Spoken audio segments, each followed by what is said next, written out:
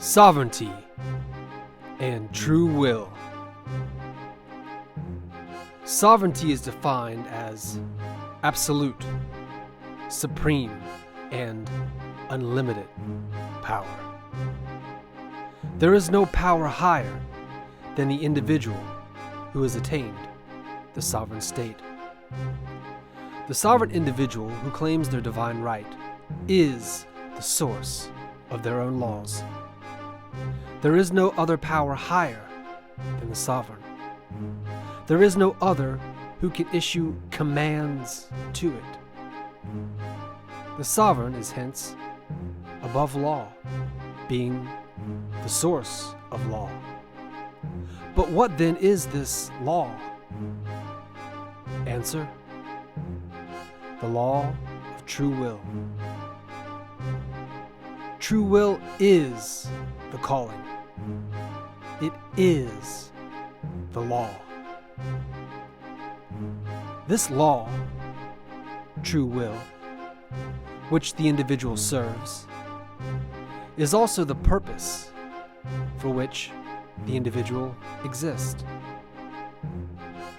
The true will of the individual is an echo of the true will of the universe. Its law is, for the individual who possesses it, the supreme and inevitable reason for their existence.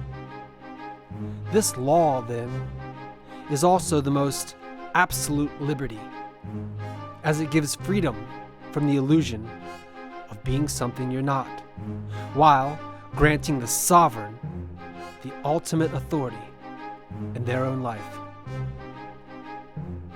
Sovereignty is the core of the magical and spiritual life. Its crown emerges from the still waters of meditation, a meditation that reveals the true constitution of the individual and the essential divinity of their true will. The sovereign is anointed. The God of the innermost self grants autonomy. This will God is the ultimate authority in the sovereign's life. No other can control them. If the sovereign submits to the authority of another, they cease to be a sovereign. The sovereign's existence has a divine purpose, and it is embodied in the calling of their true will. The sovereign must do their true will, but nothing more. The sovereign has a purpose, whatever it is, and to that purpose alone, its powers as sovereign are limited. To be a sovereign is to know one's true will, and to know one's true will is to have a purpose. This purpose is the source of the sovereign's power.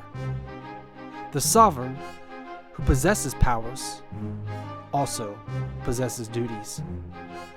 They are the duties inherent in purpose, the duty to true will. However, in the case of true will, the duty is often in the form of liberty. The sovereign must hold fast to the duty to grant themselves the liberty to do their true will and nothing else. The law of true will serves the purpose for which the individual exists. It is the duty of the individual to live by the law of their own true will. It is their own communion with God, the gods, the universe, the source, the divine, the self, etc. This true will is deeply connected. One might even say that it is identical with the individual's I am. It is because it is, not because it ought to be, is supposed to be, should be, or would be more practical if it were not what it is. To this sovereignty of true will, The individual must accept no interference, internal or external. The sovereign's power comes from their adherence to true will.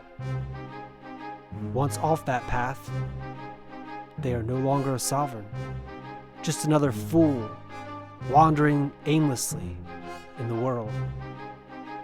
That person who has lost contact with their true will is ripe to be mastered by one who has not.